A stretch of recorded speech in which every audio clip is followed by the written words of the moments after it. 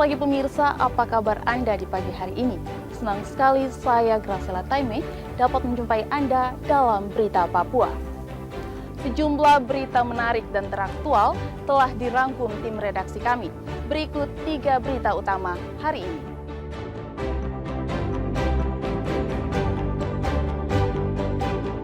Buron selama 2 tahun, seorang penipu di Mimika diringkus polisi.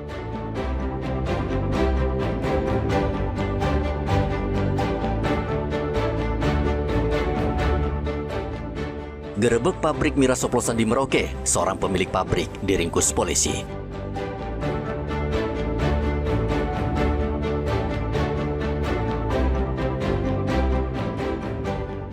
Manfaatkan kebaikan teman, 2 pelaku kuras ATM puluhan juta rupiah.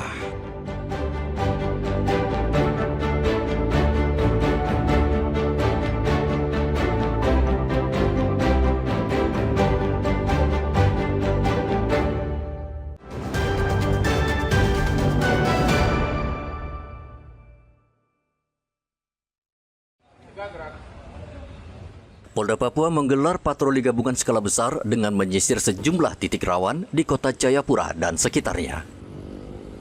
Patroli gabungan diawali dengan apel kesiapan di lapangan Mapolda Papua. Kegiatan ini melibatkan personel dari berbagai satuan fungsi di lingkungan Polda Papua. Tim patroli bergerak menyasar sejumlah kawasan yang dinilai rawan gangguan Kamtibmas. Rute patroli dimulai dari pusat kota Jayapura, kawasan Entrop, hingga ke titik strategis di wilayah timur, yaitu Jembatan Merah Holtekam, dan dilanjutkan ke kawasan Abepura. Saat berada di kawasan Jembatan Merah Holtekam, petugas mendapati seorang warga yang terindikasi berada di bawah pengaruh minuman keras. Untuk mencegah potensi keributan serta menjaga situasi tetap kondusif, warga tersebut langsung dibawa ke kantor Polsek Jayapura Selatan. Setelah menyisir wilayah Jayapura Selatan dan Timur, patroli gabungan kemudian dilanjutkan dengan fokus pengamanan di wilayah Jayapura Utara. Secara keseluruhan, rangkaian kegiatan patroli dilaporkan berjalan aman, tertib, dan lancar tanpa adanya gangguan Kamtibmas yang menonjol. Eskalasinya diturunkan. Kalau kemarin mungkin per 2 jam rekan-rekan melaksanakan kegiatan patroli, tetapi eskalasi untuk nanti malam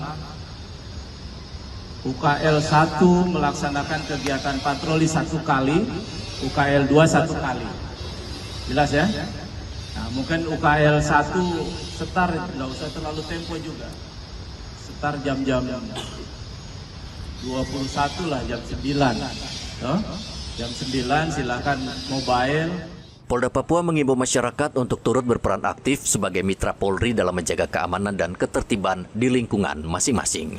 Arthur dan Riantonai melaporkan dari Kota Jayapura, Papua.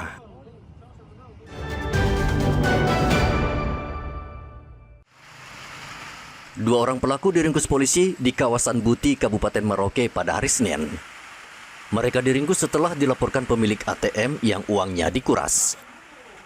Kasus ini berawal saat korban berinisial M meminta salah satu pelaku untuk mengambil uang di mesin ATM dan memberikan PIN-nya. Lalu korban dan kedua pelaku pesta miras hingga korban lupa meminta kembali kartu ATM miliknya. Kartu ATM tersebut berada di tangan pelaku selama 2 hari. Dalam kurun waktu itu, saldo rekening korban terkuras hingga sebesar 95 juta rupiah. Uang hasil kejahatan tersebut digunakan oleh kedua pelaku untuk membeli 3 ponsel, sepatu, serta pakaian dengan total pengeluaran sekitar 40 juta rupiah.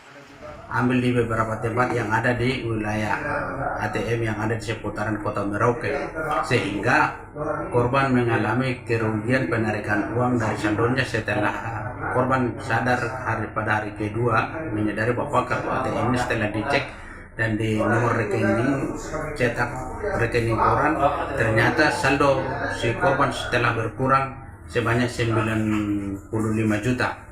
Nah, kini kedua pelaku telah kami tangkap dan telah ditahan di rutan sel Polres Merauke guna mempertanggungjawabkan perbuatannya. Kini kedua pelaku diancam hukuman dengan pidana pencurian dan penggelapan yang ancaman hukumannya 4 tahun kurungan penjara.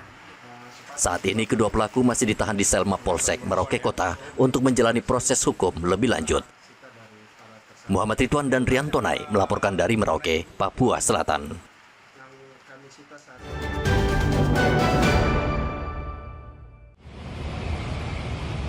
Menteri Dalam Negeri Muhammad Tito Karnavian mengimbau seluruh kepala daerah di wilayah Papua menjadikan rencana aksi percepatan pembangunan Papua tahun 2025-2029 sebagai rujukan dalam menyusun rencana kerja pemerintah daerah. Imbauan tersebut disampaikan Mendagri Muhammad Tito Karnavian saat peluncuran RAPPP tahun 2025-2029 yang digelar di kantor Kementerian Perencanaan Pembangunan Nasional atau Bappenas, Jakarta pada hari Selasa. Mendagri menyebut proses penyusunan RAPPP melibatkan pejabat lama sehingga diperlukan penyempurnaan melalui umpan balik dari para kepala daerah. Itu ngikutin programnya. Kalau nggak diprogramkan, uangnya nggak ada. Tapi kalau diprogramkan, maka uangnya harus diatur, dialokasikan. Jadi kalau kita nggak masuk dalam rencana provinsi, kabupaten kota, nggak dimasukkan oleh Pak Menteri Bappenas dan staf dalam perencanaan ya, maka uangnya nggak ada gitu. Jadi otak kunci keuangan itu ada di Bappenas.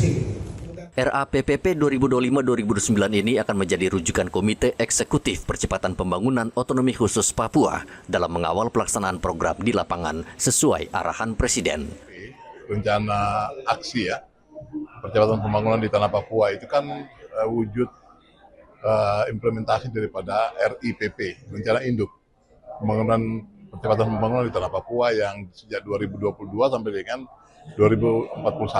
RAPP sendiri 5 tahun, 2025 sampai 2029. Artinya ini berkaitan dengan kepemimpinan yang sekarang Bapak Presiden sedang canangkan lewat Asta Cita, kemudian 17 program unggulan dan juga quick wins yang kita harus kawal dengan baik. Peluncuran rencana aksi percepatan pembangunan Papua dihadiri seluruh kepala daerah dari gubernur hingga bupati asal tanah Papua. Arthur dan Riantonai melaporkan dari Jakarta.